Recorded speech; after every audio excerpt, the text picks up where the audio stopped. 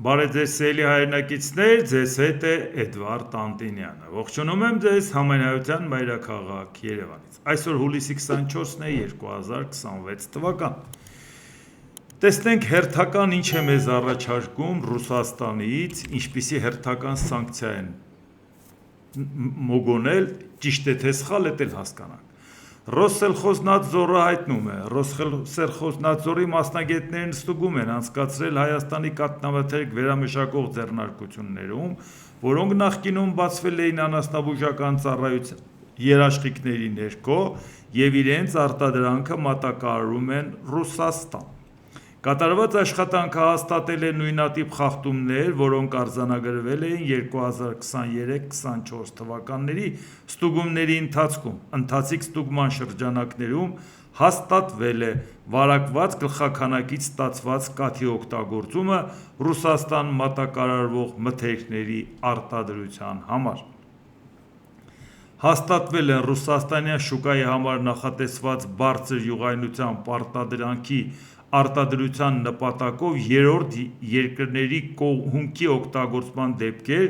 չնայած Հայաստանի անասնաբուժական ծառայության կողմից նախկինում տրված հավաստիացումներին տեղական հումքի կամ ԵԱՏՄ ձեռնարկությունների հումքի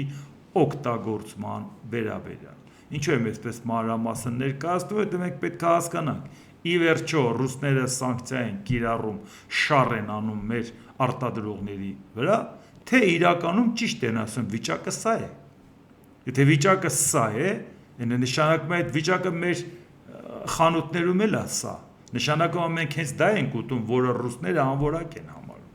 Մինչ օրս Հայաստանում չի կարգավորվել այնպիսի համակարգ, որը թույլ կտա հաստատել արտադրության մեջ օգտագործվող կաթի կամ այլ կաթնային հումքի ծագումն ու անվտանգությունը։ Սա հատկապես վերաբերում է ֆիզիկական անձանցից կաթի վերամշակմանը, որոնք չեն կարող երաշխավորել հանձնվող արտադրանքի անվտանգությունը։ Բացի այդ, հարկ է ուշադրություն դարձնել լաբորատոր բազային, այսինքն գտնում են, որ մեր բազան անբավարար է, մենք նորություն չի, մենք գիտենք այդ բազան իհարկե անբավարար, էլ չենք խոսում, որ այդ բազան ընդհանրապես գոյություն չունի, եթե Եվրամիության ստանդարտների մասին խոսենք։ Հաշվի առնելով հայտնաբերված խախտումները, Ռոսսելխոզնադզորը միջոցներ է ձեռնարկել Ռուսաստան հատուկ վտանգավոր վարակների ներթափանցումը և ներքին շուկայում անվտանգ կաթնամթերքի իրացումը թույլ չտալու համար, և արդեն սահմանափակումը մի քանի օր հետո Իվանից արդեն դրված է։ Հերթական անգամ հաստատվում է, որ Հայաստանը չի հաղթահարում գյուղատնտեսական արտադրողների հսկողությունը, այդ թվում 2019 թվականի կառավարության բարեփոխումների հետևանքների պատճառով, գրված է հաղորդագրության մեջ։ Հիմա, եթե անորակ է ու ժամանակին Ռուսաստանը առանձնապես աչք էր փակում, իհարկե, քաղաքական դրդապատճառներով կարող էր աչք փակել, մենք էլ մտածեինք ինչի համար մեզ կոտորենք որակով ապրանք ունենանք, եթե մեկը առնողը առնում է։ Եվ հետո երբ ուզում են, քաղաքական դրդապատճառներով արգելում են, հանում են փաստաթուղթը ցույց են տալիս, ասում են սա անորակ է։ Հիմա տեսնենք Հայաստանից ինչ են արձագանքում, որովհետև եթե հաստատում են, նախորդ անգամ հաստատեցին, որ ռուսները ճիշտ են ասում, և վարչապետը և էկոնոմիկայի նախարարը։ Հիմա այսօր սննդի անվտանգության տեսչական մարմինը մեզ ինչ է ասում, որովհետև եթե դա իրականությանը չի համապատասխանում, մենք ինչ գործ ունենք, Ռուսաստանի ռազմավարական դաշնակից կոչվենք մինչև օրս, չունենանք այդպես դաշնակիցը, կամ ինչ գործ ունենք ԵԱՏՄ-ում։ Եթե այնուամենայնիվ ճիշտ են ասում, որ մենք որակով ապրանք արտադրել ունակ չենք, ցանկություն չունենք, մենք ինչ գործ ունենք ԵԱՏՄ-ում, որի շրջանակներում մեր տնտեսվարողը իր վրա չի աշխատում, պետությունը իր կարգավորիչ վերահսկիչ ֆունկցիան բավարար ձևով չի իրականացնում, որպեսզի մենք ունենանք որակյալ ստանդարտին համապատասխան ապրանք, որը թե կարտահանվի, թե կհայտնվի մեր ներքին շուկայում։ Սննդի անվտանգության տեսչական մարմնից հայտնում է. Ռուսաստանի Դաշնության անասնաբուժական և բուժասանիտարական վերահսկողության դաշնային ծառայության Ռոսսելխոզնadzորի եւ ՍԱՏՄ-ի մասնագետների կողմից, այսինքն համատեղ է եղել այդ ստուգումը։ Սույն թվականի հուլիսի 14-ից 21-ը հայկական կաթնամթերքի 4 կազմակերպություններում համատեղ իրականացված վերահսկողության արդյունքները ռուսական կողմը թեև դեռ չի տրամադրել, սակայն կարող ենք տեղեկացնել, որ այդ արտադրամասերի կողմից հիվանդ կենդանիների կաթի օգտագործման, ինչպես նաև այլ երկրներից ներմուծված հումքի կիրառման հիմնավորումներ ստուգման ընթացքում չեն հայտնաբերվել։ Եթե ստուգումը համատեղ է արվել, Ռուսաստանն ասում է սա է, մերոնք ասում են չի հայտնաբերվել։ Ըստ ներկայացված փաստաթղթերի, արտադրության մեջ օգտագործվող հումքն անցել է լաբորատոր ստուգում և եղել է անվտանգ։ Տեսչական մարմինը հետևողական է, որպեսզի սննդամթերքի արտադրության ողջ շղթան համապատասխանի սննդամթերքի անվտանգության մասին իրավական ակտերով սահմանված պահանջներին։ Ինչ հասկացանք մենք։ Այսինքն ռուսները սխալ բան են ասում, բա մեր վերաբերմունքը ո՞րն է, արձագանքը ո՞րն է։ Սխալ բան են ասում, մեր ապրանքի դեմը փակում են, մենք ինչ ենք անում։ Շարունակում ենք ասել գնանք թյուրիմացությունը հարթենք ռուսների հետ։ Մենք ո՞նց ենք աշխատելու այսպիսի գործընկերոջ հետ։ Իդեպ, ասեմ, հետո ժամանակ կմնա, ավելի հանգամանալից կանդրադառնամ։ Ինչն է հարցը։ Երբ որ ասում ենք, որ Ռուսաստանը էսա վիճակը, Հայաստանի հետ կապված ինքը լավ գործընկեր չի, թվարկում ենք տարբեր բաներ, մարդիկ կան ասում են լավ ենթադրենք դա գիտենք, բայց Ռուսաստանը վիրավոր գազան է, շատ զգուշ պետք է իրանից տարանջատվենք, անգամ չպետք է տարանջատվենք, պետք է գնանք փշո անենք, պետք է գնանք հետը լավ լնենք, որպեսզի ինքը մեր դեմ իր ամբողջ ցասումը մեր վրա չթափի։ Լավ, դա գործողություններն է, ժողովուրդ ջան։ Դա գործողությունն է, եթե մենք գիտենք ինչ է իրանից ներկայացնում Ռուսաստանը, ինչ ենք ուզում մենք մեր պետական շահերից ինչն է բխում, եւ մեկ էլ նայենք ինչ գործողություն պետք է, բայց ես ուրիշ բան եմ ասում պարբերաբար։ Իսկ մենք դիագնոզը ճիշտ ենք դնում, նոր մտածենք բուժման մասին։ Այն դիագնոզը, որ մենք ասում ենք ինչ է իրանից ներկայացնում Ռուսաստանը, նոր մտածենք, լավանում ենք հետը, թե իրանից պոկվում ենք։ Մենք ճիշտ ենք հասկանում ինչ է Ռուսաստանը այսօր եւ ինչ է մեզ սպասում իր հետ գործընկերության արդյունքում։ Մենք նույնիսկ այդ հարցը չենք կարողանում լուծենք։ Մարդիկ կան մեր մոտ նենց են ներկայացնում, որ Ռուսաստանը տվել անցել է բոլորին։ Ինչ Եվրոպա, ինչ Ամերիկա, ինչ եք խոսում։ Խի կարող է Ռուսաստանին մեկը կարողանա հաղթի, այդ բոլորով դուրս են եկել իր դեմ։ Տեսեք ինչ է անում եւ այլ։ Մենք սկի դա չենք կարողանում իրար հետ պարզենք, ժողովուրդ։ Ինքը վատ գործընկեր է, ուղղակի պետքա զգուշ իրանից պոկվել կամ կտրուկ քայլ անել դեպի արևմուտք եւ կտրուկ պոկվել, թե զգուշ պոկվել էլի քայլ անել արևմուտք, թե գնալ իր հետ փորձել հարաբերությունը լավացնել։ Ես միանշանակ գտնում եմ, որ Ռուսաստանի հետ հարաբերությունները լավացնելու էլ տեղ չկա։ Այսքան ստրկական կախվածություն, ինչքան մենք ունենք, դրանից ավել լավացնել եք ուզում։ Էլ ինչ ենք ակնկալում Ռուսաստանից, որ էլ ինչ լինի։ Եվ հիմա հարցը դա է։ Մեղմ պոկվել, թե կտրուկ պոկվել, դա կախված է նաև նրանից, թե ինչպիսի ընդառաջ քայլ ենք անում մյուս կողմին։ Ճիշտ ենք արդյոք գնահատում ուժերի հարաբերակցությունը։ Դրա համար ես պարբերաբար անդրադառնում եմ դրան։ Ինձ թվում է պարզ բացատրում եմ։ Հիմա նայենք ինչ է կատարվում։ Ուկրաինայի նախագահ Վոլոդիմիր Զելենսկի։ Կարծում ենք Պուտինը նոր հարձակումներ է նախապատրաստում Ուկրաինայի դեմ։ Նախապատրաստվում է Ռուսաստանում լրացուցիչ մոբիլիզացիա եւ պատերազմի ընդլայնման։ Հիմա այսպես նայենք, սեպտեմբերի 20-ին Դումայի ընտրություններն է։ Մինչև սեպտեմբերի 20-ը մոբիլիզացիա չեն անի, որտեղ դա շատ ծանր հարված կլինի Ռուսաստանին ընտրություններից առաջ։ Ռուսաստանը այն պետությունն է, որ այսօր կարող է կոմունիստների դերը մեծանա, գիտեք ինչի, որովհետև երկրի հայրիկն ու մայրիկը այնպես են անիծել, որ երկրի ապագան տեսնում են իրանց անցյալում, պատկերացնում եք ինչ օրն են եկել, որ այ մարդ կարող է այս կոմունիստները ավելի լավ հարստություն, կարող է այս Պուտինը ավելի խիստ պետք լիներ, մեզ ուղղակի Ստալին ապեք, մենք հենց գիտեինք Պուտինը Ստալինն է, բայց պարզվեց տենց չի, այդ մարդիկ Ստալին են տենչում, ժողովուրդ ջան, դուք տեղյակ եք, Տեղյակ եք մեզ ինչ են առաջարկում։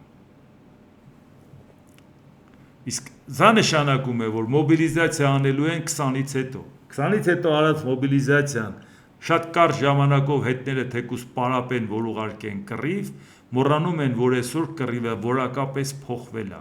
Այսօր ուկրաինական դրոնները վերևից ֆիքսում են ինչ ճակատի գիծ, ջանիշ միամիտ բաներ եք ասում։ Ճակատի գիծը մի հատ գիծ է։ Բանայել եք դրոնները ինչ դիապազոն են վերցրել։ 30 կիլոմետրի վրա մի հատ կետ տեսավ խփում է։ Թեթև է ժանել դրոնները։ Գալիս է գլխավերևին կանգնում։ Ճակատային գիծ։ Այդ ճակատային գիծը դրոնի աչքաչափով է։ Ինչքան որ դրոնի աչքը բռնեց, վերջ, դու արդեն զոհ ես։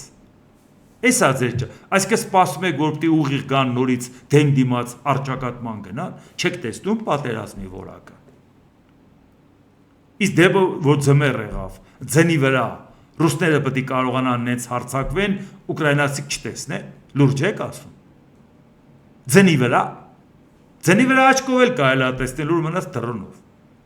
Դուք չգիտեք, որ հաջորդ փուլում ինչքան էլ Ռուսաստանը մտածում է, որ էներգահամակարգերը շարքից կհանի ծանր ձմեռ կլինի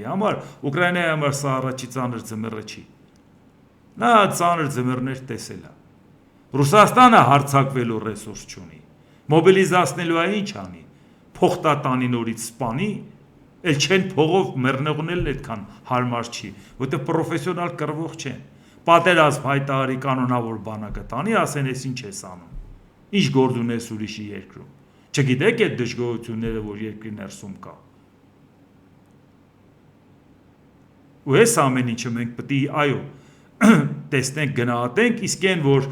Զելենսկին նշում է, որ Ռուսաստանը պատրաստում է նոր հարձակման, ավել եւ բնական բան է, որ դա այդ հարցը նաեւ բարձրացնում է արևմտյան գործընկերների առաջ, որ արագացրեք հակաօդային պաշտպանության համակարգերի հարցում օգնելը։ Արագացրեք։ Մանավանդ որ տեսնում են ինչ արդյունավետ են աշխատում ուկրաինացիները։ F-16-ով Su-57 է խփում։ Ու այնպես չի, որ մենակ ինքն է խփում։ Ռուսական հակաօդային պաշտպանության համակարգերը հո մեռած չէ, բա որ իրանք իրանց ինքնաթիռներին չխփեն, ժողովուրդ ջան, ով խփի։ Բայց ճակատամարտի ժամանակ պարտվում են, չէ, որ տենց խնդիրը առաջանում, ինչքան էին գլուխները գովում Su-57-ով, Պուտինը անձամբ էր գովերքում։ Այս չի արդյունքը, այս չի վիճակը։ Ու ուշադրություն դարձրեք։ Այսօր արդեն երկրի ներսում Ռուսաստանի ամեն օր սպասում են սուրպրիզի,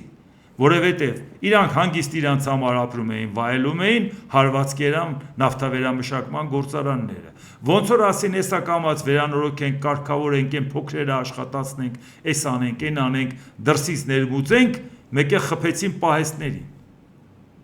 Պահեստների խփելուց հետո հիմա մարդիկ մտածում են, իսկ հաջորդ սուրպրիզը որն է, ամեն օր սպասում են սուրպրիզի։ Նշանակում է չկա մի համակարգ, որը որ կենսապահովման մի համակարգ, որը անվտանգ է, որը խոցելի չէ, որովհետև հիմա Ռուսաստանը մտածում է, խոցելի են պահեստները, խոցելի են նավթավերամշակման գործարանները, իսկ ինչ այն մյուսները խոցելի չեն։ Իսկ Ռուսաստանը ունի այդպիսի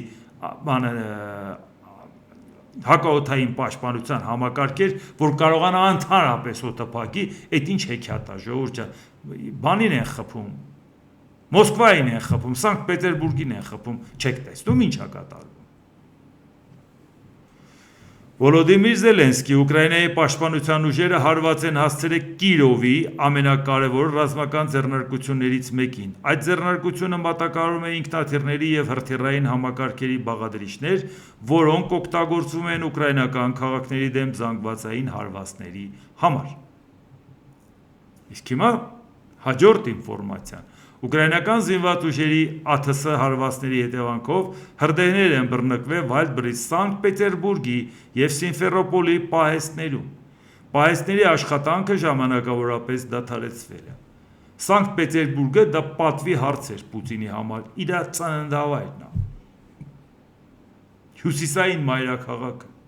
Սիմֆերոպոլն էլ ոնց որ ինչքան հիշում եմ, իր պատվի հարցն էր։ Սիմֆերոպոլը Ղրիմի մայրաքաղաքը, չի։ Ղրիմը սենց անդեր թողել է, հա։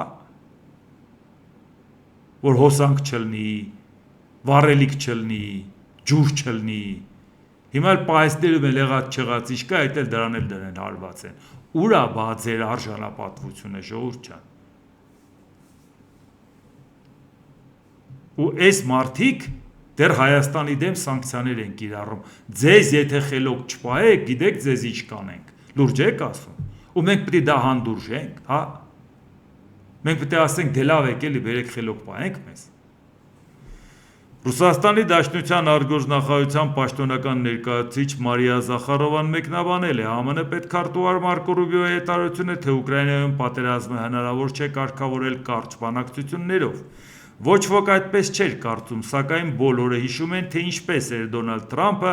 ավելի քան 80 անգամ խոստանում 24 ժամում ավարտել Ուկրաինայի հակամարտությունը, իսկ հետո բարձր էր գնահատում Անկորիջի գագաթնաժողովը, գրել է Զախարովան։ Յա, շատ կատակասերն է Զախարովան։ Այն որ Դոնալդ Թրամփը ասում էր 24 ժամում պատերազմը կավարտեն, այդ ինքը չգիտեմ 80 անգամ ասելա թե չէ, բայց մենք 80 անգամ իրան հիշացրել ենք։ Հա, բայց մոռանում ենք, որ 3 օրում էլ դուք եք պատերազմը Ուկրաինայում ավարտելու։ Ոնց որ մի 80 անգամ էլ դա ենք հիշացրել։ Ժորժ ջան, եթե ուզում եք կատակներ արեք, իրար դեմ մի արեք, հա, դուք երկուստեղ ընդհանրապես չեք տիրապետում իրավիճակին։ Երկուսիդ հետ կապված մենք կանենք։ Այո, երբ որ Դոնալդ Թրամփն ասում էր 24 ժամ, ասում ենք այս մարդը լրիվ է գործից անտեղյակ։ Ոնց է հնարավոր դա։ Զարմանալու ոչինչ չկա։ Հա, բայց Պուտինն էր որ 3 օրում էր գրավում, էդ էլ էինք ասում։ Բա KGB-ը աշխատել ես այ գործից անտեղյակ։ Նույնիսկ չես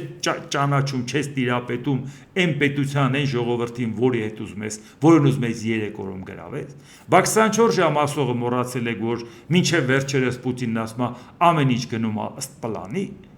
Այսինքն ըստ պլանի են, հա, դրել հարվածներ հասցնում Ռուսաստանին։ Այո, Ամերիկայի Միացյալ Նահանգները վերանայել է իր տեսակետը ուկրաինական պատերազմի հետ կապված, սկզբից կարծում էր շատ հեշտ կլինի, որտեղ կճնշի Ուկրաինային եւ Ուկրաինան կհանձնվի որպես թույլ կողմ, որը խաղաքարտ չուներ։ Հետո երբ որ դա տեղի չունեցավ, հասկացավ, որ արդեն հիմա այս պայքարի ընթացքում Ուկրաինան նախաձեռնությունը վերցրեց իր ձեռքը, մտածեց, որ չէ, ուրեմն Ռուսաստանին պետք է ճնշենք։ Ռուսաստանն է ծանր ատանում դեռ չի հաշտվում այդ մտքի հետ, որ ինքը պետքա զիջի։ Ասում է, բա ոնց զիջեմ, մեր ժողովրդին ինչ բացատրեմ։ Ժողովրդին պետք չի բան բացատրել, իրանք արդեն ամեն ինչ գիտեն։ Առավոտից իրիկ ու ասում են, մեր ինչին էր պետք էս պատերազմը։ Ռուսաստանի Դաշնության նախագահի մամուլի քարտուղար Դմիտրի Պեսկով, ամերիկացիներն անկեղծ են եւ նախագահ Թրամփն է անկեղծ եւ իր բանակցողներն են անկեղծ իրենց ցանկության մեջ, իսկապես ձևակերպելու ինչ-որ տարբերակներ, որոնք ընդունելի կլինեն բոլորի համար։ Կսպասենք Ուկրաինայում կարգավորման վերաբերյալ ԱՄՆ-ի նոր առաջարկների։ Այսինքն Զախարովան հեգնում էր Մարկո Ռուբիոյի ասածին, իսկ Պեսկովը հղում է անում Մարկո Ռուբիոյի ասածին, որ ասում է նոր մոտեցում, նոր առաջարկներով պետք է հարցը լուծենք եւ ասում է մենք գիտենք, որ դուք անկեղծ եք, սպասում ենք, որ դուք հարցը կարգավորեք։ Բա Ռուսաստանը չի հույսը մնացել, որ Ամերիկան պետք է կարգավորի։ Բա ոնց որ ասում էր իմ ուզածը չտակ, ոչ մի բան չի լինելու։ Կարող եք կարծում եք, որ հիմա այնուամենայնիվ Ամերիկայի Միացյալ Նահանգները Ուկրաինային ճնշելու է, ասի քու տարածքները հանձնի։ ԵՄ արտաքին քաղաքականության եւ անվտանգության հարցերով բարձր ներկայացուցիչ Կայա Կալաս Բրյուսելը պահանջելու է Վաշինգտոնից պարզաբանումներ նոր մաքսատուրքերի սահմանման կապակցությամբ։ Մենք գործարք ունեինք Ամերիկայի հետ եւ մենք հետևում էինք այդ գործարքին։ Մեզ համար այս պայմանավորվածությունների չպահպանումը տհաճ անակնկալ դարձավ։ Կալասը մատնանշել էր նոր սահմանափակումների անհիմն լինելը։ Ավելի վաղ ԱՄՆ որոշում էր ընդունել մաքսատուրքեր սահմանել առևտրային գործընկերների նկատմամբ հարկադիր աշխատանքի դեմ պայքարի պատրվակով, դրանց չափը կկազմի 10-ից մինչև 12.5%։ Սահմանափակող միջոցառումները կտարածվեն 60 երկրների, այդ թվում Եվրամիության պետությունների վրա,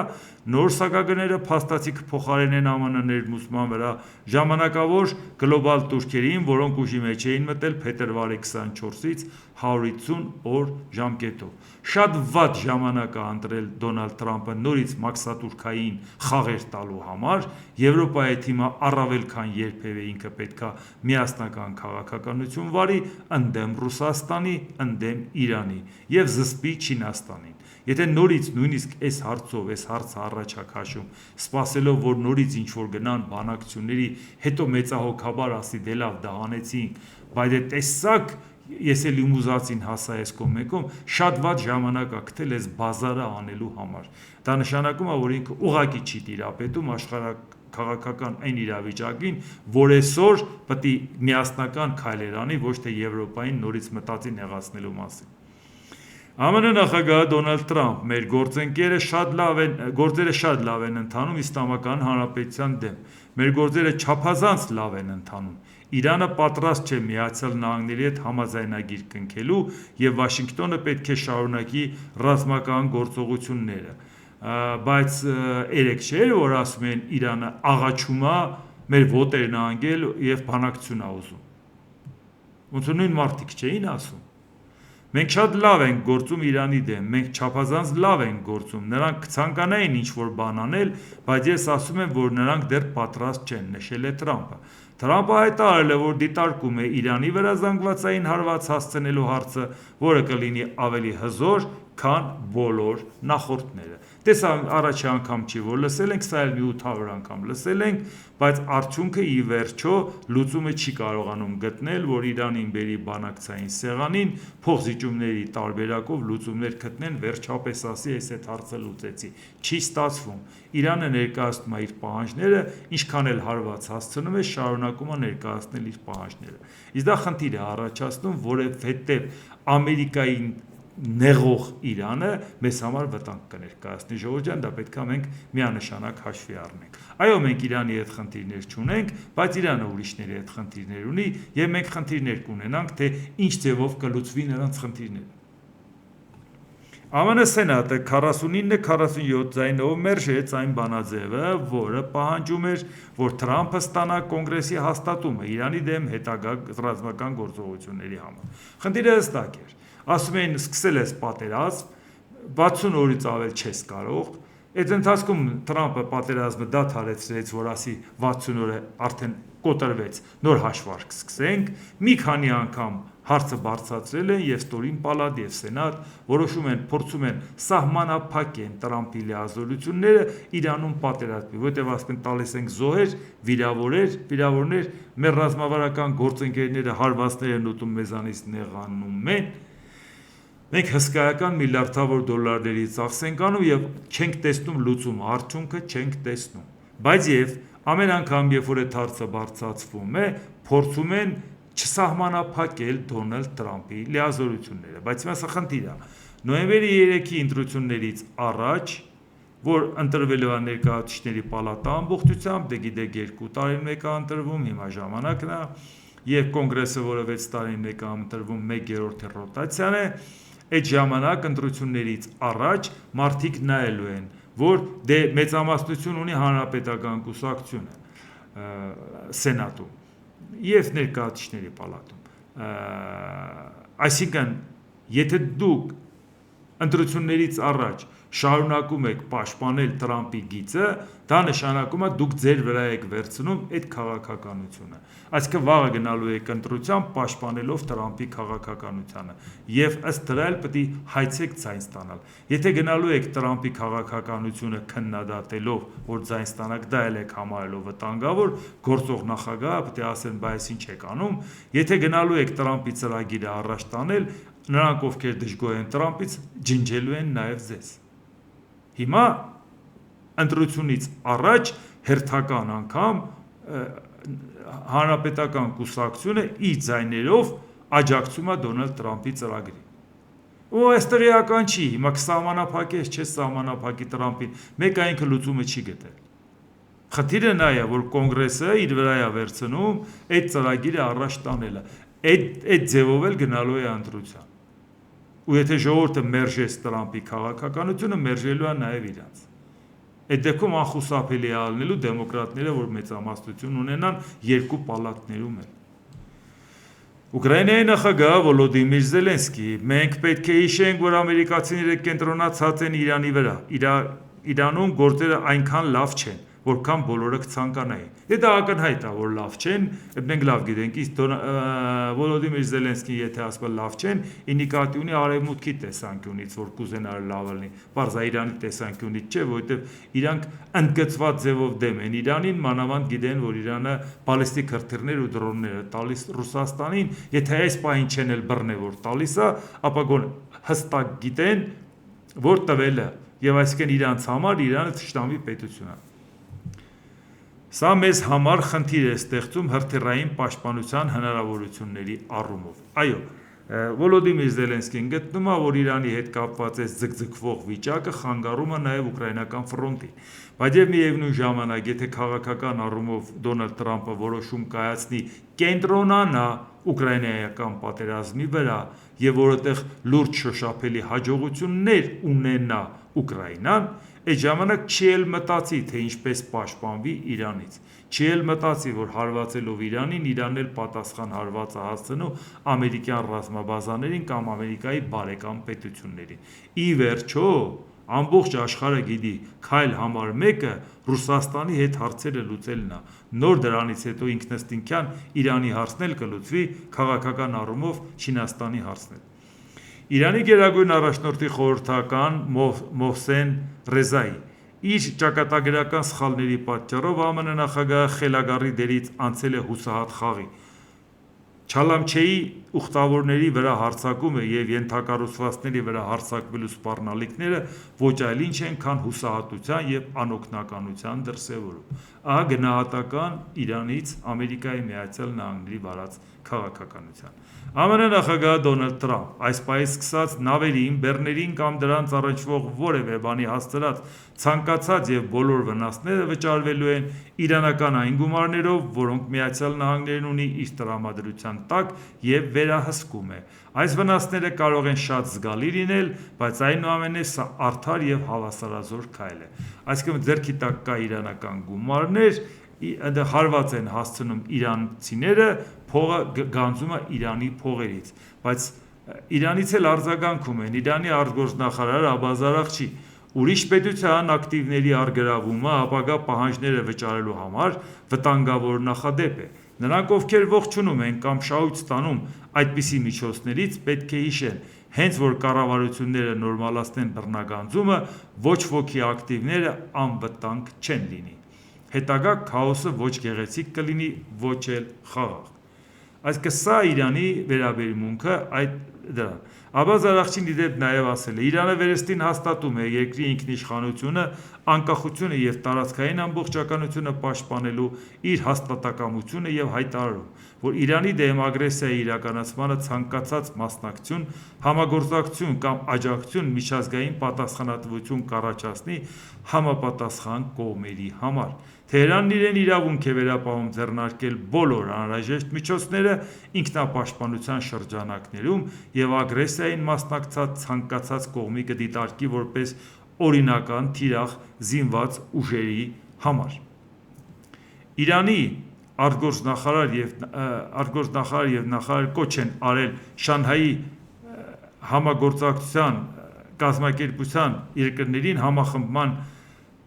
համագործակցության եւ կոչ է նաեւ թույլ չտալ, որ ագրեսիան փոխարինի դիվանագիտությանը, ուժը փոխարինի իրավունքին, իսկ երկակի ստանդարտները փոխարինեն արդարությանը։ Այսինքն ինքը նաև կոչ էր անում Իրանի արտգործնախարարությունը Շանհայի համագործակցության կազմակերպությանը միասնական գործելու Շանհայի համագործակցության կազմակերպությանը անդամակցության համար Հայաստանը հայտ է ներկայացրել, հո չենք մոռացել անցյալ տարի, սպասում է այդ պատասխանին, որ այդ հարցը լուծվի։ Շանհայի համագործակցության կազմակերպությունը ընդդեմ հավաքական արևմուտքի է դուրս գալի։ Հիմա այսօր Իրանը դիմում է Շանհայի համագործակցության կազմակերպությունը, բերեք միասնաբար պայքարենք Ամերիկայի դեմ։ Հիմա ես ուզում եմ իմանամ, մենք ճիշտ ենք հաշվարկել մեր ուժերը, որ Շանհայի համագործակցության կազմակերպության միջոցով պայքարելու ենք Ամերիկայի Միացյալ Նահանգների դեմ, իսկ Ամերիկայի Միացյալ Նահանգների հետ էլ միանալով ապահովելու ենք մեր անվտանգությունը Հայաստանում։ Լավ ենք հաշվարկել, լավ ենք տիրապետում այս ամեն ինչին, որ ասում ենք մենք ինչ գործ ունենք Շանհայում, սրա համար էինք ասում։ Իրանի արտգործնախարարը ասում է եկեք միասնաբար պայքարենք։ Դա իրանց սրբազան պատերազմն է, մեր սրբազան պատերազմն էլ, ժողովուրդ ջան։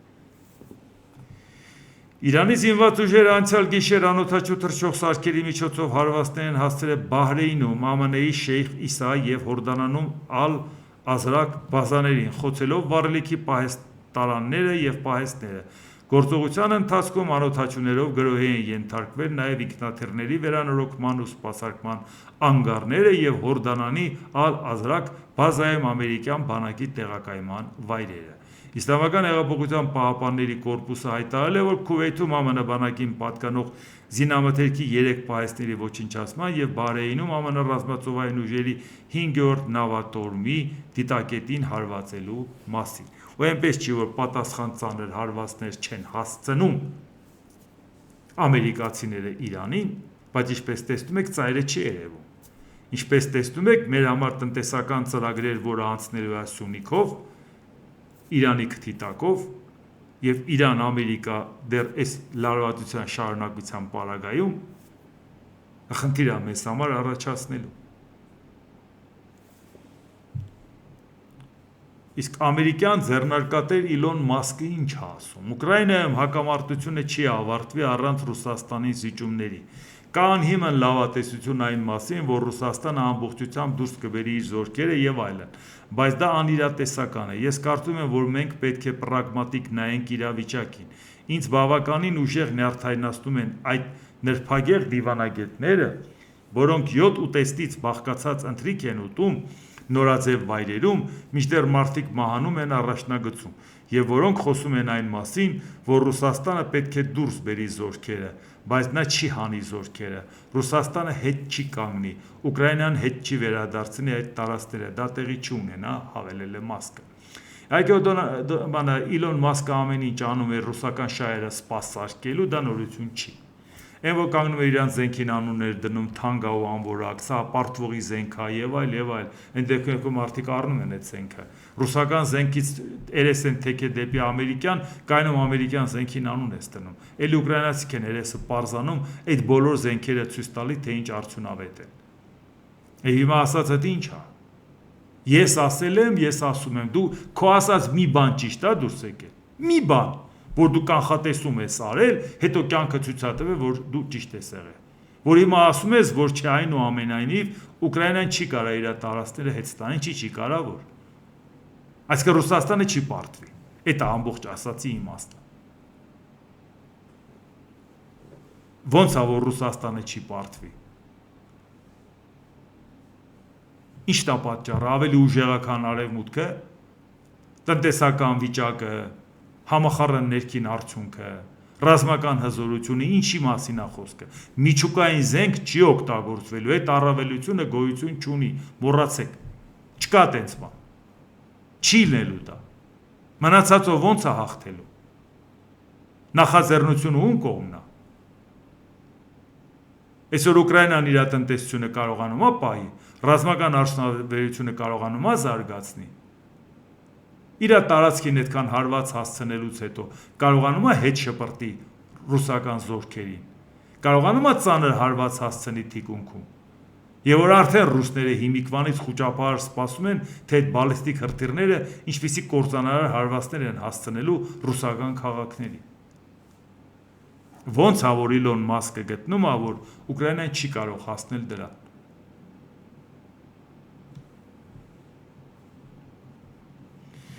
Մի բան Facebook-ը հիշացրեց, ես ուղղակի ձեզ ներկայացնեմ 24 հուլիս 2014, դա Սերժ Սարգսյանի ժամանակներն էր, որտեղ մենք պետք է հասկանանք 14 թվից 18 թիվ 4 տարի անցավ, եւ մենք այդ ընթացքում, որ ներկայացնում ենք, թե ինչ է տեղի ունենում մեր երկրի հետ, ոնց որ լավ չընդունեցին, չընկալեցին, եւ այն ինչ տեղի ունեցավ, անուն էլ դրեցին հեղափոխություն, իրականում Սերժ Սարգսյանի արածները տեղափոխվեց մյուս Նիկոլ Փաշինյանին պասերով, արդյունքում ունենք դա։ Ազգալյանի Հայաստանն ընդդեմ Սարգսյանի Հայաստանի։ Ֆիզիկոս, ռազմական գործիչ, Արցախյան ազատամարտի հերոս Լեոնիդ Ազգալյանը ծնվելով Թիֆլիսում, ապրելով Երևանում, Սովորելով Մոսկվայի Լոմոնոսովի անվան համալսարանում, վերադառնալով Երևան եւ աշխատելով մեր տնտեսության տարբեր բնագավառներում, Ղարաբաղյան շարժման սկզբնավորման օրից որպես ռազմական առաջատար գործիչ մասնակցել է ազգային ազատագրական պայքարին, գործուն դեր ունեցել ազգի սրբազան իղձերն ու արժանապատվությունը ամեն տեսակի ոտնձգություններից զենքը ձեռքին պաշտպանելու գործում։ Նա զոհվեց Արցախյան պատերազմի թեժ օրերից մեկի ժամանակ Մարտակերտի շրջանում Տոնաշեն գյուղի մոտ։ Ահա համառոտ էնցիկլոպեդիկ տվյալներ մի մարդու մասին, ով Արցախում հայտարարեց կարճ ու կոնկրետ, հստակ ու իմպերատիվ. «Սա Հայաստանն է եւ վերջ»։ Կարող էինք ամենադաժան երազում անգամ պատկերացնել, որ Ազգալյանի զոհվելուց 20 տարի անց Սերժ Սարգսյանը Երևանյան դահլիճներից մեկում կհավաքեր իր կուսակիցներին, որպեսզի խրոխտ ձայնով հայտարարեր. «Սա Հայաստանն է եւ վերջ»։ Ասել է, թե մենք ենք ու մեր Հայաստանը։ Հայկական մենթալիտետն էր ցույց տալ, դե սա Հայաստանն է եւ վերջ։ Եվ փոխանակ մեր ազգի հերոսներին ընդօրինակ էր, նրանց սխրանքներով ոգևորվեր, Արցախի ու ազատագրված տարածքների յուրաքանչյուր թիզ հողը Հայաստան համարեր, նրա մոտ տպավորվել էր ուրիշ մեծերի ինքնահավան խոսքերը։ Պետությունը Լյուդովիկոսն է, Ֆրանսիան Նապոլեոնը, դե Հայաստանն էր Սերժ Սարգսյանը, մեկ էլ ինքը համեստորեն կասի, թե էլի ով։ Բայց մի բան ակնհայտ է, որ իրենց վարչակազմից դժգոհներինը չէ հաստատ, ըստ գործող նախագահի։ Գուցե հիշենք, թե այդ ինչպես հասանք այս վիճակին եւ միթե հնարավոր չէր կանխել այն։ Նախ նշենք, որ 21 տարի առաջ, հուլիսի 23-ին ազատագրվեց Աղդամը, Ակնա։ Տարիներ առաջ դեռևս Հայաստանի պաշտպանության նախարար Սերժ Սարգսյանը հայտարարեց, որ Աղդամը մեր հայրենիքը չէ, ինչն առնվազն տարօրինակ էր, թե այդ ինչպես կարող է չավարտված պատերազմի պարագայում Ղարաբաղյան հարցի կարգավորման բանակցային փուլում նման բան ասել ոչ ավել ոչ պակաս պաշտպանության նախարարը։ Հենց այն անձը, ովի պաշտոն է պարտավոր էր ազատագրված տարածքները որպես առաջին հերթին Արցախի համար անվտանգության գոտի ու որպես փոխհատուցում մեր կորցրած դաշտային Ղարաբաղի համար էր։ Բարեբախտաբար մեր հնագետները, որոնք Սարգսյանի դիրեկտիվների հետ հավանաբար ծանոթ չէին ու գլուխները կախ իրենց գործով էին զբաղվում, Աղդամի տարածքում պեղեցին ու Տիգրանակերտը գտան եւ գոնե այդ մի ցավից պրծանք ապացուցելու, թե ինչը ումն է։ Հետո այդպես արդեն բախտ ունեցանք 2 տարի պաշտոնավարելուց հետո գործող նախագահի արաբական Ալ-Վաթան թերթին տված սկանդալային հարցազրույցին ծանոթանալ, որում նա բառացիորեն ասում է. «Ղարաբաղի շուրջ ձևավորված անվտանգության գոտին մեր կողմից ոչ բնակեցվում եւ ոչ էլ շահագործվում է։ Հայկական կողմի փոխզիջում կարող է դիտվել Ղարաբաղի շուրջ գտնվող այդ շրջանների վերադարձն Ադրբեջանին, իհարկե պահպանելով Լեռնային Ղարաբաղն ու Հայաստանը կապող միջանցքը»։ Այսինքն իրանք պաշտոնապես հայտարարում են, որ ազատագրված տարածքները ոչ բնակեցնելու ենք, ոչ շահագործելու ենք, ոչինչ չենք անելու։ Բայց դա լսեցինք, ասեն ազատագրվածը պատրաստ ենք հանձնելու։ Բա Արցախի բնակչությունը 88 թվականից հետո մինչև Արցախի դատարկվելը բան չէ, հայ բնակչությունը չէր աճում։ Հա, մոռացել էինք, դա էլ խոստացել էինք Մադրիդի փաստաթուղթով, որ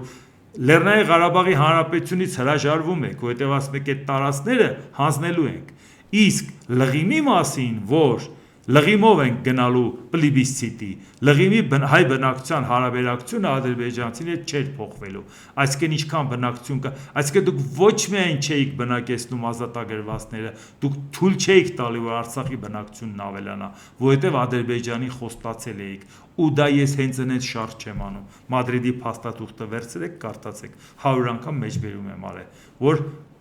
բնակչության հարաբերակցությունը չպետք է փոխվի։ Ինչ եղել է 88 թվականին դա պետք է լինի, այսինքն Արցախի բնակչությունը թույլ չեք տվել, որ աճի բոլոր հնարավոր մեթոդներով։ Էլ չենք խոսում ազատագրված տարածքների վրա։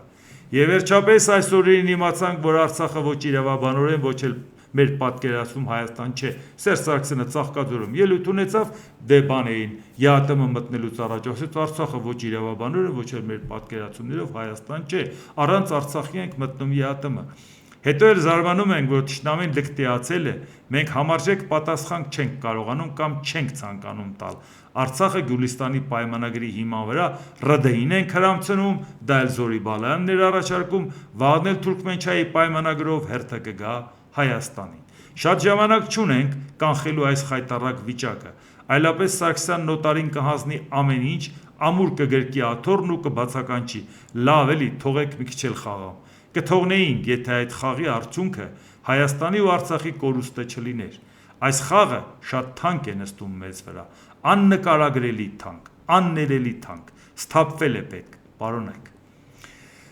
Ասա ինչու եմ պարբերաբար հիշացնում այսպիսի բաներ, չնայած դե ես չեմ հիշացնում, ես մոռացածել եմ ելնում, Facebook-ն է հիշացնում, որ ինչից մենք եկանք հասանք այս վիճակին։ Այո, այսօրվա իշխանության արած սխալները ոչ մի պարագայում հնարավոր չէ ու չի կարելի սրբագրել նախկինների արած սխալներով, բայց նախկինները երբ որ ասում են մեր ժամանակ էսպես էր, այնպես էր, ձեր ժամանակ եմ սա ասել, Սերժ Սարգսյանի պաշտոնավարման ժամանակ, ինչպես էր, հիմա իմ ասածն էլ նայենք, ձեր արածն էլ նայենք, արդյունքն էլ նայենք, այսինքն ոչ կարող է այսօրվա իշխանությունը իր արած սխալները սրբագրի նախկինների սխալներով, որը չափազանց շատ է, ոչ այն նախկինները կարող են իրենց արածը սրբագրել այսօրվա սխալներով, որովհետև այսօրվան էլ չափազանց շատ է, այդ դրա համար մեր երկրին այլընտրանք է հարկավոր, որպեսզի այս երկու կողմերը չկանգնեն ասեն, հա մեր ժամանակ Արցախը մերն էր, նա էլ ասի, որ բա ձեր ժամանակ արդեն հանձնել եք, բան չէր մնացել տակը, ու այսպես եւս 5 տարվա բանավեճ։ Այն դեպքում, երբ որ տեսնում ենք աշխարհում ինչա կատարվում, այն դեպքում, երբ որ մենք տեսնում ենք, որ ամեն օր մեր դեմ սանկցիաներ են կիրառում, եւ այդ սանկցիաները, որը որ մեր դեմ Ռուսաստանը կիրառում է, մենք շատ մեծ դժվարությամբ ենք կարողանում Եվրոպայի ուղղությամբ քայլեր անել, որովհետեւ մի բան է քաղաքական հայտարարությունը, որ մենք ձեր առաջ ճանապարհը բացել ենք, դռները բացել ենք, մի բան է լոգիստիկ խնդիրները լուծելը, մի բան է սերտիֆիկատների հարցը լուծելը, մի բան է լիցենզիաների հազար ու մի խնդիրների հարցը լուծելը, դրանք ժամանակ է պահանջում, իսկ մարդկանց ապրանքը փչանում է, նրանք չեն կարող իրենց ապրանքը պահեստավորը սպասել, լավ հարմար պահի, որ այդ ապրանքը կարողանան արտահանել, այսինքն մենք այդ ամեն ինչին պետք է պատրաստ լինեինք, մենք այդ ամեն ինչ 2014 թվականի ասած այն ժամանակ գիտակցեինք, այնպես չէր լինի, որ հետո Սերժ Սարգսյանը խաղեր տար Փաշինյանի հետ, նրան դարձներ թիվ 1 ընդդիմություն, իր սրտի հաճո ընդդիմություն, ելքդաշինքի հետ միասին, արդյունքում բերել խորհրդարան եւ հետո ընդհանրապես ասել, որպեսզի այլընտրանք չլինի։ Հիմա էլ ասում են դե ժողովուրդ ջան, դե մի իշխանությունը փոխվեց, բայց քաղաքականությունում ինչ փոխվեց։ Ոչ արտաքինում, ոչ ներքինում ինչ է փոխվել։